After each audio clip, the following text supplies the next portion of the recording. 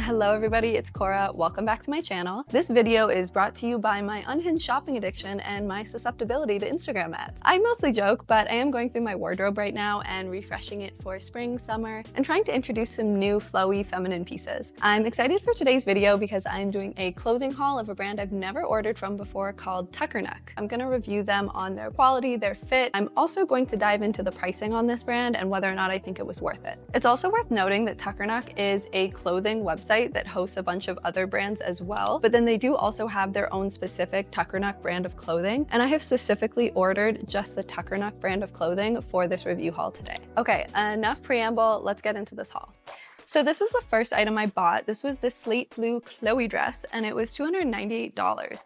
So the price tag was pretty steep, and I have to admit I almost returned this one simply because it's 80% polyester.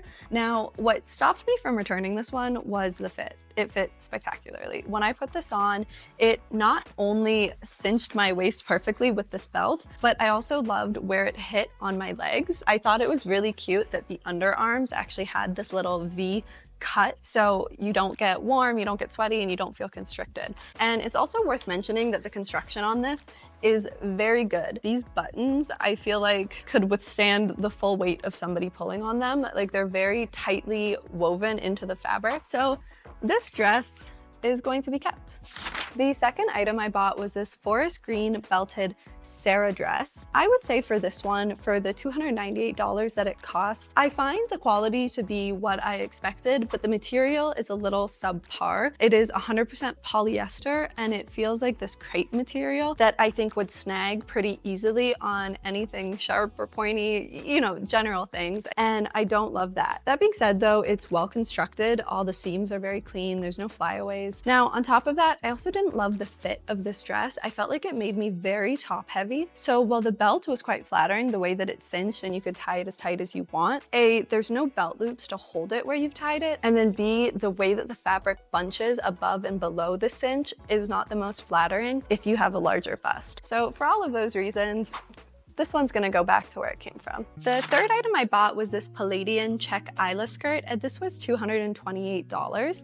I do find this skirt to be so charming, and I wish that it fit me better than it did because the construction on this is quite good. You've got these two little belt buckles that are A, cute, but they're also functional, because then when you connect the skirt together, and it's kind of hard to show you, I should have done it up first, but when you connect the skirt together, they actually have two of these loops that go into the belt buckle, and that's how you can tighten them. What I didn't love about this dress, despite it being, once again, very good quality, it didn't fit me properly. So it was too big in the waist area, and it was also a little longer than I was loving. So I think if this had fit better, I probably would have kept it, even though it's longer than I want. But just, there's too many things I would change about it, so I'm going to be returning this one. The next item I bought was this navy cape maxi dress, and this was $168. Quality-wise, this dress is actually pretty good. Again, the seams are well done. It's lined, so it's not just one piece of fabric, which is always something that you should look for in dresses, especially when you're above that $150 price point. What I don't love about this dress is essentially everything else. So starting with the fit, this fit me like an absolute boat. It made me feel like a milk maiden, and not in a good way.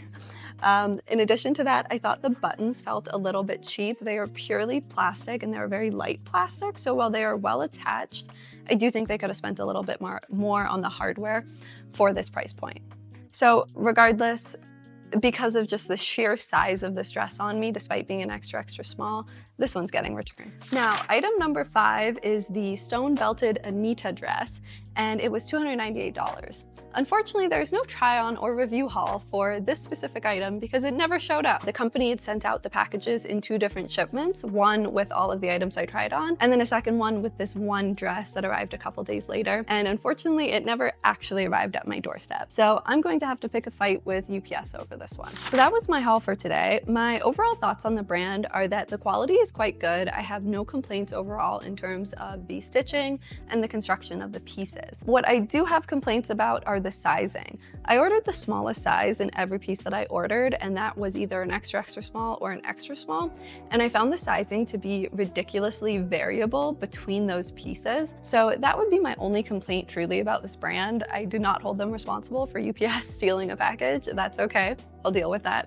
So overall, would I order from them again? I would say probably if I saw a piece that I loved. Thanks so much for watching, and if you found this video helpful, then please give me a subscribe. It'll really help out the channel. I'll catch you guys next time.